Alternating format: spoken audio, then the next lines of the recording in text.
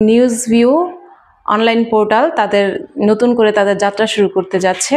ফলে প্রথমেই তাদেরকে শুভেচ্ছা এবং তাদের প্রতি শুভকামনা জানাচ্ছি।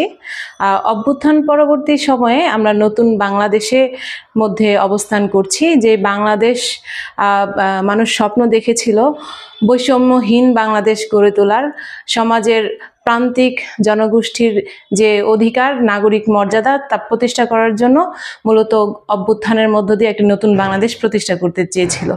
আমরা দেখছি যে নানান ধরনের ভায়োলেন্স তৈরি করা হচ্ছে, নারীদের বিপক্ষে মব ভায়োলেন্স করা হচ্ছে, কিভাবে নারীদেরকে নিপীড়িত করা হচ্ছে, নারীদেরকে নানান জায়গায় হেনস্থা করা হচ্ছে। ফলে এই জায়গাগুলোতে আমি প্রত্যাশা করব নিউজ ভিউ তারা নারীদের পক্ষে অবস্থান নেবেন। এবং আমরা দেখছি যে সারা বাংলাদেশেই মাঝার এবং বিভিন্ন প্রান্তিক জনগোষ্ঠীর প্রতি এক ধরনের নিপীড়ন চালানো হচ্ছে। ফলে আমার প্রত্যাশা নিউজ ভিউ এই প্রান্তিক জনগোষ্ঠী এবং যাদের বিরুদ্ধে নানান ধরনের মব ভায়োলেন্স করা হচ্ছে তাদের পক্ষে দাঁড়াবে।